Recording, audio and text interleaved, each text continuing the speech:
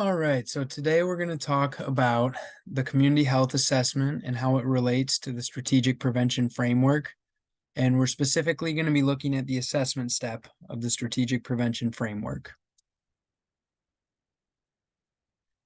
So, a community health assessment is a systematic process involving the community to identify and analyze community health needs and assets, prioritize those needs, and then implement a plan to address significant unmet needs. The community health assessment is centered around community engagement.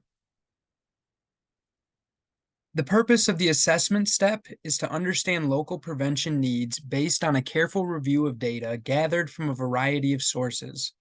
This data helps planners to identify and prioritize the substance misuse problems present in their community, clarify the impact these problems have on community members, identify the specific factors that contribute to these problems, assess readiness, and determine the resources required to address those factors.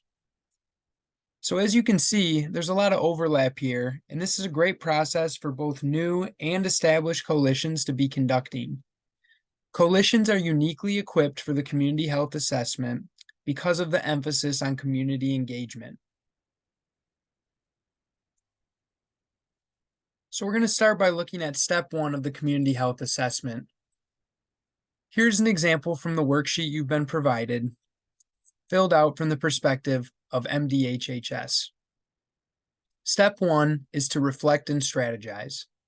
The goal is to reflect on past community health assessments to identify what worked well, areas for improvement, and whether implementation strategies had their intended impact. If your coalition, organization, or an organization that you've partnered with has completed a CHA before, take some time to review it and think about aspects of the past CHA that should be replicated and aspects that should be changed or improved. As you can see in this example, this is the first CHA that MDHHS has conducted as part of the MI-PAC grant. Because of that, there was no past community health assessment to reflect on. This one will be able to serve that purpose when future community health assessments are conducted by the state. I also wanted to mention that the Affordable Care Act requires all nonprofit hospitals to complete a community health needs assessment every 3 years. Many hospitals, public health departments, and other social service agencies complete CHAs, and it may be beneficial to find some examples of these online that apply to your community that you can review while working on this step. Step 2 of the CHA is to identify and engage stakeholders. This step is related to the capacity step of the SPF process, so we will be touching on it more during the next presentation. But I wanted to mention that the second question in the step asks, what type of coalition can be formed and involved in the CHA process? So this step is all about you and what you are currently doing to connect with community stakeholders and partners. Again, this is related to capacity, but I wanted to provide a brief description since so much of the work in this step is a core aspect of the work coalitions are doing. Step 3 is to define the community. For the community health assessment, you want to define the community whose health is being assessed. Specifying geographic focus and population characteristics helps to determine the scope of your assessment and implementation strategies. So the goal is to define the community you will be collecting and analyzing data on as specifically as possible. MDHHS Community Health Assessment looked at all Michigan residents as well as collecting and analyzing data on coalitions, including the ongoing data that will be tracked during our work on this project. I think it's important to mention that one of the primary goals of this project is to increase capacity for underserved communities with high substance use risk to identify and address tobacco, e-cigarette, and marijuana issues. This goal will help guide you through the process, so keep it in mind throughout these steps. You are also encouraged to connect with community members and learn what their definition of community is.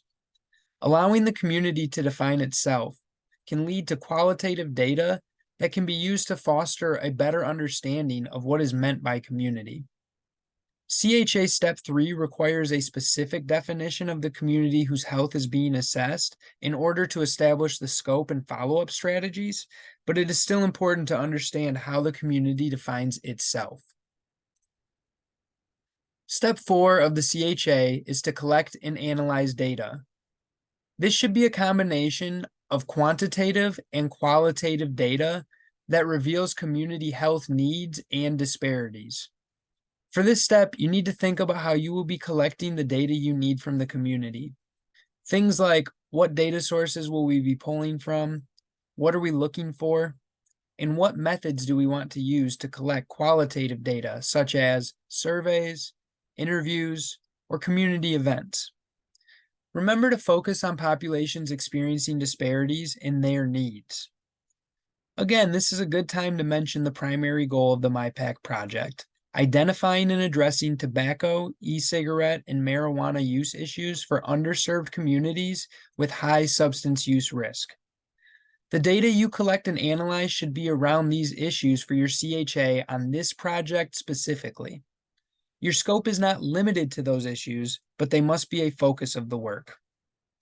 This example shows that the environmental scan will provide qualitative data on SPF knowledge and implementation for this project. It also shows data sources that could be used.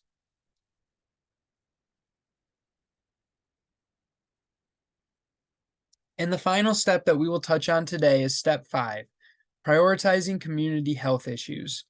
This step is a direct result of the analysis of the data you collected and should define the community health needs that were identified as priorities and define any populations experiencing health disparities. The example is based off of the goals of this project and will be included in the community health needs and disparities that your coalitions will be addressing during the work on this project.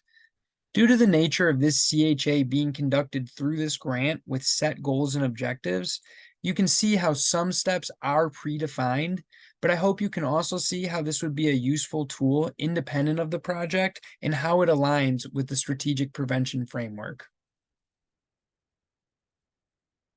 While we're focused on the assessment step, I want to talk about the strategic prevention framework guiding principles of cultural competence and sustainability.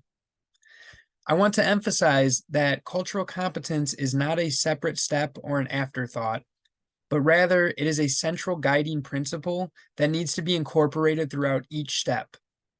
With that in mind, here are some ways that you can integrate cultural competence throughout the assessment step. Take steps to identify subpopulations who are vulnerable to behavioral health disparities and the disparities that they experience. Identify data gaps and take efforts to fill them. Develop plans to share and solicit input about assessment findings with members of these subpopulations, and make sure to describe these findings using terms and phrases that are devoid of jargon. Everything I emphasized about cultural competence being a central guiding principle also applies to sustainability. Here are some ways you can make sure to integrate sustainability throughout the assessment step. During assessment, practitioners begin making decisions based on clear understanding of local prevention needs.